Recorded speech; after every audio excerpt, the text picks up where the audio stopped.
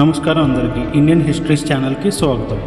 ఇప్పుడు మనం శ్రీరామ భక్తుడైన హనుమ సీతామాతను వెతకడానికి చేసిన అద్భుతమైన యాత్రను మరియు హనుమ యొక్క బలం, భక్తి, ధైర్యంతో కూడిన 5 భాగాల గురించి తెలుసుకుందాం. దాటలేని సముద్ర తీరానికి చేరుకున్న శ్రీరాముడు మరియు వానర సైన్యం నిరాశలో మునిగిపోతారు. ఈ కష్టకాలంలోనే తెలివైన జాంబవంతుడు హనుమ యొక్క అపారమైన శక్తులను అతనికి గుర్తు చేస్తాడు. హనుమ నూతన ఉద్దేశంతో అతని శరీరాన్ని పర్వతాలంత ఎత్తు పెంచుకొని పాదాలతో కింద భూమిని కంపిస్తూ హనుమ ఒకే ఒక్క శక్తివంతమైన దూకుడుతో అంతులేని సముద్రాన్ని దాటుతూ సీతామాతను కనుగొనే యాత్రను మొదలు పెడతాడు. హనుమ లంకకు వెళ్లే మార్గం చాలా ఆటంకాలతో కూడినది.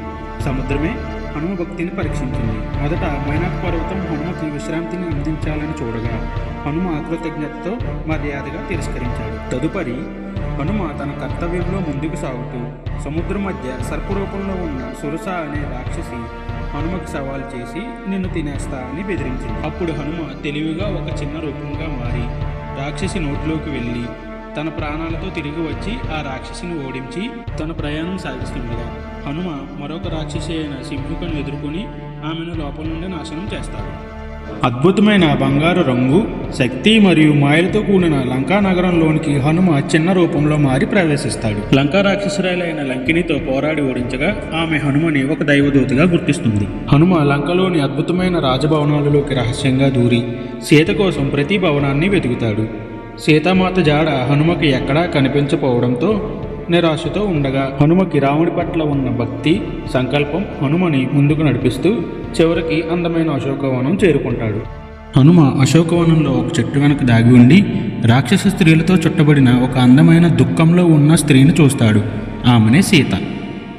అశోకవనం ఉన్న సీతామాత వద్దకు శక్తివంతమైన రావణుడు వచ్చి సీతకు తన శక్తిని మరియు సంపదను చూపించి సీత యొక్క ఆత్మవిశ్వాసాన్ని దెబ్బతీయడానికి ప్రయత్నం చేయగా సీత రావణుడికి గడ్డిపోచ చూపించి తాను రాముడికి మాత్రమే అంకితమని చెబుతుంది. ఇదంతా గమనిస్తున్న హనుమంతుడు సరైన సమయం చూసి హనుమ రాముని యొక్క ఉంగరాన్ని సీతామాత దగ్గర పడేస్తాడు. సీతామాత ఆశ్చర్యపడి ఆశతో నిండిపోతుంది. ఆ తరువాత సీతామాత దుఃఖం యొక్క కన్నీళ్లు ఆనందం యొక్క కన్నీళ్లుగా మారాయి.